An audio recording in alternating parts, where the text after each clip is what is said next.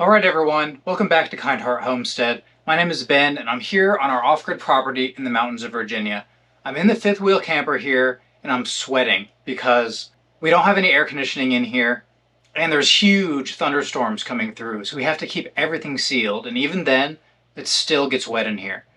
So this is basically just a glorified playroom and office, and we only spend time in here when it's cool, but this is the only quiet place that's dry enough for me to do an unboxing video of our new Starlink.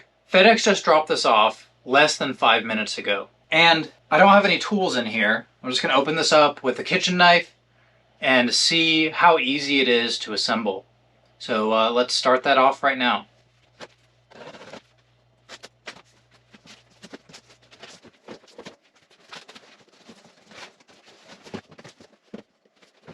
Okay, it looks like we have two boxes. One large and thin, one short and thick. So this box has our wall mount kit. And we do plan to mount this on top of the solar shed because that's our only permanent structure here now, but it's also where all of our utility items are, such as the inverters and batteries for our solar system, the propane tankless water heater, and things like that. But the gable end walls have 24-inch overhangs, which means any sort of arm like this that would be mounted to the wall would have to go way over before it elbows. But I thought that through, and I decided to mount this on the fascia. So that's kind of like the 2x6 board that goes up and back down on the overhang itself. It is trimmed out in metal, so it's technically a sub-fascia. But since it's structural, it should have plenty of strength to hold this up.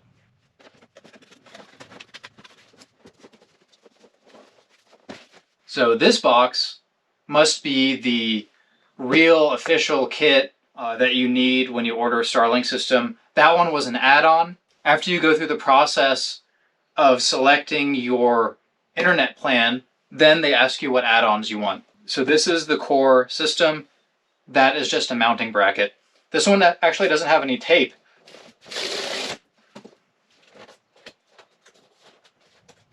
Okay.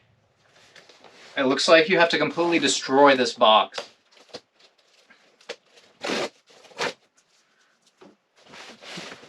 It's kind of an interesting way to package it, but there goes all hope of returning it in the same box that it came in, unless I wanted to use a ton of tape. But that's pretty minimal packaging. Right here is the, I guess the old school term would be a dish, but this is the actual communication device that faces up at the satellites. It comes with a kickstand here, which I will not be using because we did buy a permanent mounting arm. But for now, I'm going to set it there. So we have just some visual instructions, just like the other one had. This must be the modem or the router. This looks like a power supply. We have a power cable and a communications cable. So like a fancy Ethernet cable is what it looks like.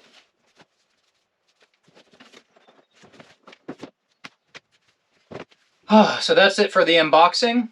Stick around and I'm going to figure out how to get this all up and running. We successfully tested our Starlink internet for a couple weeks with the communication device sitting here on the ground. We kept it there until it got too overgrown with weeds. Originally, I wanted to put the unit up at the highest point of the roof, which would have been the gable end wall, just to the left of the frame of where I'm standing here on the ladder.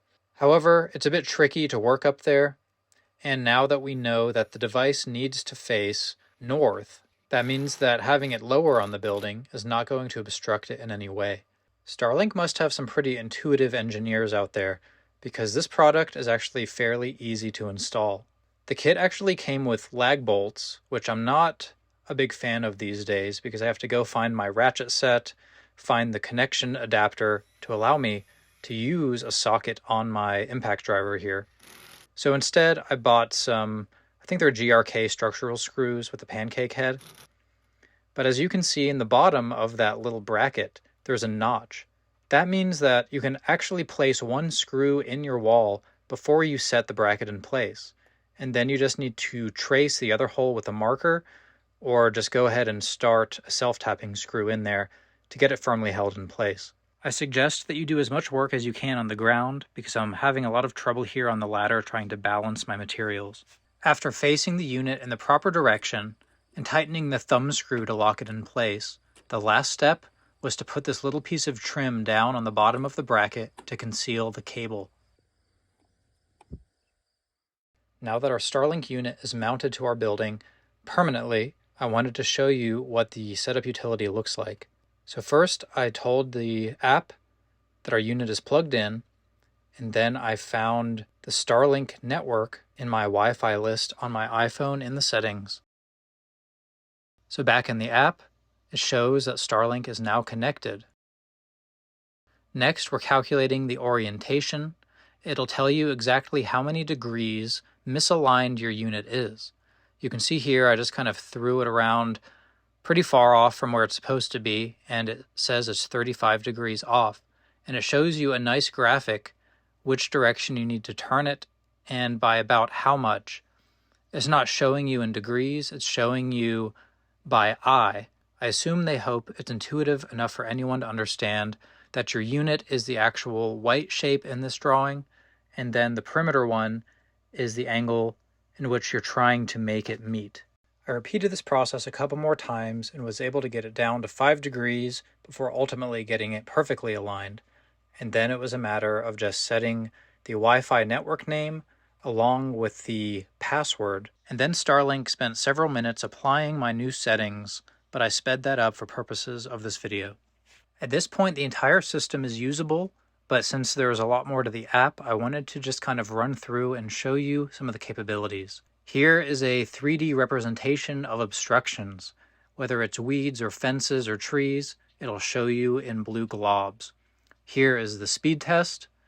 This is the fastest internet I've ever had at my disposal, but it's also the most expensive, so I think that's justified. Here you can see uptime and outages on a timeline, as well as some latency and throughput statistics. Everything here is timeline based. I don't know how long they keep this reporting stored for you, but I suspect that you should be able to go back and view any outages you've had over your history with your subscription. Now going back through the rest of the settings here, you can see that you can reboot your router, you can do content filtering, a number of just custom router settings. You can even set a snow melt and sleep schedule, which is pretty impressive in my opinion. But I'm not going to dig in deep with this stuff. If you're technical, you'll probably know what you're looking for. Well, sorry about that footage. I wasn't able to capture the entire process of installing it because my battery died on the phone. But I'm standing here just underneath our Starlink communication device. I just wanted to give some backstory about Starlink though. You know, they're owned by SpaceX, and they've only been around for about 5 years, but in that amount of time, they've launched thousands of satellites into orbit. And they've managed to get up to like 3 million subscribers or something as of this year. So it's pretty impressive. Let me show you the utility room real quick. Because the communication device is right above here, the easiest thing to do was to pass the cord through. And I have it just kind of jumbled up around here. But the router, which is also the modem, is right up there. And it uses power over Ethernet. So it doesn't actually require its own power cable going up to that device. It's powered through the Ethernet cable. And there are power over Ethernet injectors you can get if you wanted to use, I guess, third-party accessories. I haven't researched any of that, but I do know that a lot of YouTubers, especially in the off-gridding realm, where I spend a lot of my time watching, they do all sorts of crazy stuff for their off-grid communication setup. Ours is pretty basic. We have the cord coming down, and I don't have this plug wired yet, so there's a knockout that I just passed the Ethernet cable through. I'll show you the other end. It's just a hole in the wall. So right now it just comes through there. I didn't want to add any unnecessary permanent penetrations through our metal siding because there's not really an elegant way to patch metal holes. Put a piece of tape over it, but I'm not going to go pay for some sort of freight shipment or delivery for just one piece of steel to replace the whole vertical panel. What I was hoping to do was put a hole through the soffit somewhere and maybe run it up through there. But the problem is I don't really have any access to get from the attic down into the living space of our shed. So if you have any solutions for us, let me know. For now, this is just going to dangle there because it's a convenient area and I haven't installed that plug yet.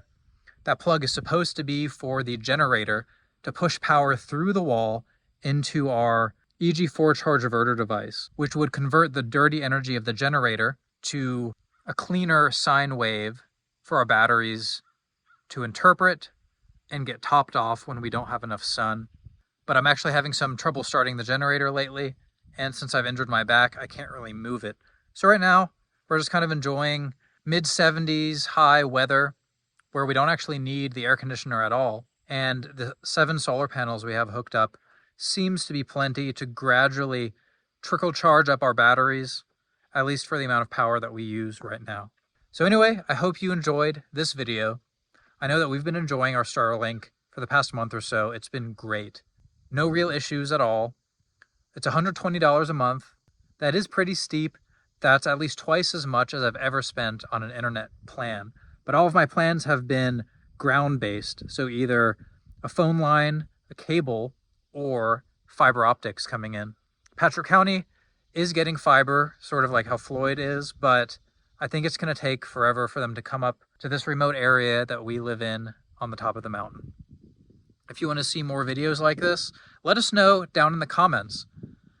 Let me know what kind of technological or mechanical systems you would like a detailed video about, whether it's how we installed it or how we're currently living with it.